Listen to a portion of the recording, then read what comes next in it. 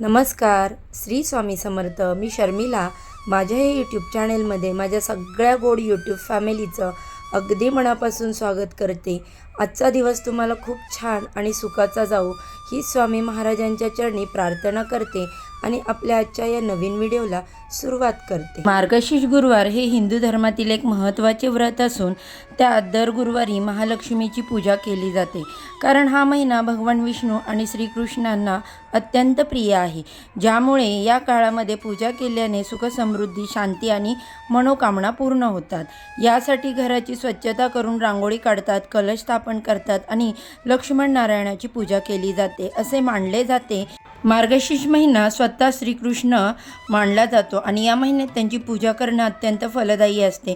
लक्ष्मीची कृपा या महिन्यात महालक्ष्मीची पूजा केल्याने घरात धन समृद्धी येते अशी श्रद्धा आहे. आध्यात्मिक शुद्धता हा महिना आध्यात्मिक शुद्धते करण्यासाठी उत्तम मानला जातो.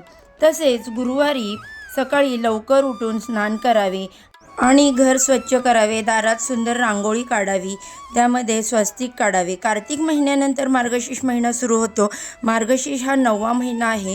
हिंदू धर्मामध्ये 12 महिने प्रत्येक देवाला समर्पित आहे, त्यामुळे श्रावण महिन्याप्रमाणे मार्गशीर्ष महिन्यालाही तितकंच महत्त्व आहे. मार्गशीर्ष हा महिना भगवान विष्णू आणि माता लक्ष्मी यांचा आवडता महिना आहे. या महिन्यात दर गुरुवारी महालक्ष्मी मातेचं खास व्रत वैकल्प केलं जातं आणि या व्रताचं पालन केल्याने भक्तांना देवी लक्ष्मीची कृपा, त्यासोबत ऐश्वर, यश आणि समृद्धी प्राप्त होते. घराच्या सुखासाठी, घराच्या प्रगतीसाठी घरातील स्त्री दर गुरुवारी या मार्गशीर्ष महिन्यामध्ये व्रत करत असते. हे व्रत केल्याने अखंड सौभाग्य प्राप्त होते, तसेच कुटुंबाची भरभरून अशी प्रगती होते. तर उद्या 11 डिसेंबर या मार्गशीर्ष महिन्यातील 3रा गुरुवार आलेला आहे.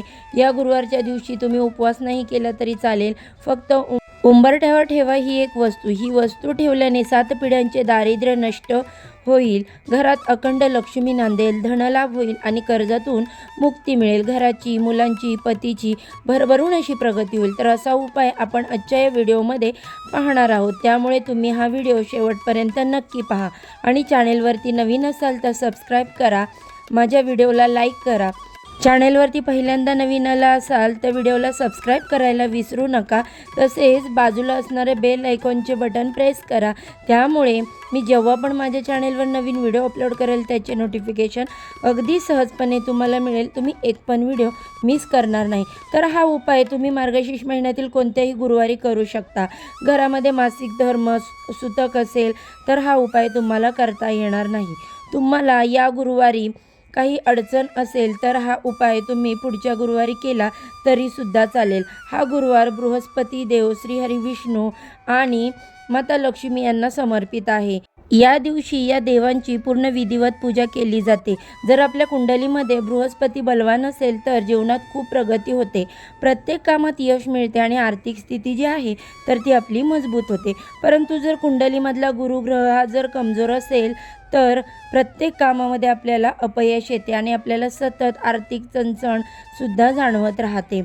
तर अशा पैशाच्या अडचणी येत असतात. म्हणून गुरुवारच्या दिवशी जर आपण काही विशेष उपाय केले तर आपल्या सर्व इच्छा, मनोकामना ज्या आहेत तर त्या पूर्ण होतात. तसेच जीवनातील सर्व समस्या दूर होतात. जर आपल्या आर्थिक चणचण जाणवत असेल, आलेला पैसा आपल्या घरामध्ये टिकत नसेल, घरामध्ये पैसे येण्याचे मार्ग खूप कमी आहे परंतु घरातून पैसा बाहेर जाण्याचे मार्ग खूप जास्त आहेत, आलेला पैसा घरामध्ये टिकत नाही, तसेच कोणत्याही कामामध्ये तुम्हाला यश मिळत नसेल, कष्ट आणि मेहनत करूनही कष्टाला नशिबाची साथ मिळत नसेल, तुमच्यावरती भरपूर कर्ज झालेलं असेल किंवा तुमचं कोणतंही काम हे निर्विघ्नपणे पार पडत नसेल, घरात वारंवार भांडणं, कलह, मतभेद होत असतील, घरामध्ये आजारपण येत असेल तर यांसारख्या समस्या दूर होण्यासाठी हा एक उपाय जो आहे तो तुम्हाला मार्गशीर्ष महिन्यातील गुरुवारी करायचा आहे. जर तुम्हाला हा उपाय एका गुरुवारी करायला नाही जमलं तर तुम्ही शेवटच्या गुरुवारी हा उपाय केला तरीही चालेल. या दिवशी तुम्हाला सर्वप्रथम सकाळी लवकर उठायचे. उठल्यानंतर स्वच्छ स्नान करून आपल्या घरातील देवांची विधिवत पूजा करायची आहे. त्यानंतर लगेचच आपल्याला हा उपाय सकाळच्या वेळेमध्ये करायचा आहे. सर्वप्रथम आपल्याला काय करायचं आहे, एक तांब्याचा कलश भरून घ्यायचा. त्या कलशामध्ये शुद्ध पिण्याचं पाणी घ्यायचं आणि त्या पाण्यामध्ये थोडीशी चिमूटभर हळद टाकायची आणि ते पाणी जे आहे तर ते आपल्याला घराच्या मुख्य उंबरठ्यावरती, घराच्या मुख्य दरवाजाच्या बाहेर शिंपडायचं आहे. त्यामुळे आपल्या घरातील नकारात्मक ऊर्जा जी आहे तर ती दूर होते. आपल्या घराचा मुख्य दरवाजा हे आपल्या घराचं सर्वस्व असतं. तिथूनच सकारात्मक ऊर्जा, नकारात्मक ऊर्जा, लक्ष्मी, अलक्ष्मी, गरिबी, दरिद्री ही येत असते. आणि जेव्हा असं पाणी आपण गुरुवारच्या दिवशी घराच्या मुख्य उंबरठ्यावरती शिंपडत असतो तेव्हा घरातील गरिबी, दरिद्री, अलक्ष्मी ही तिथून निघून जाते आणि घरात अखंड लक्ष्मी वास करत असते. तर बघा, मार्गशीर्ष महिन्यातील गुरुवारी माता लक्ष्मी ही आपल्या घरामध्ये सूक्ष्म स्वरूपामध्ये वास करत असते आणि म्हणूनच आपल्याला हे जे पाणी आहे तर ते घराच्या मुख्य उंबरठ्यावरती बाहेर शिंपडायचं आहे.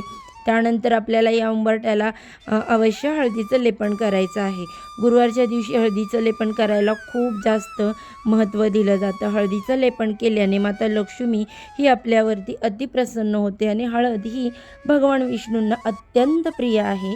त्यामुळे घरातील गरिबी ही कायमची दूर होते. हळदीचं लेपन केल्यानंतर या उंबरठ्याची आपल्याला हळदी कुंकू लावून पूजा करायची. त्यानंतर उंबरठ्यावरती आपल्याला एक महत्त्वाची वस्तू ठेवायची आहे. तर ती वस्तू कोणती आहे ते म्हणजे गूळ आणि चणा डाळ. ते आपल्याला काय करायचं आहे तर एका तांब्याचा कलश भरून घ्यायचा आहे. कलशामध्ये शुद्ध पिण्याचं पाणी ठेवायचं आहे. त्यानंतर त्या पाण्यामध्ये तुम्हाला 3 फुलं ठेवायची आहेत. लाल रंगाची किंवा पिवळ्या रंगाची झेंडूची फुलं असतील तरीसुद्धा चालतील.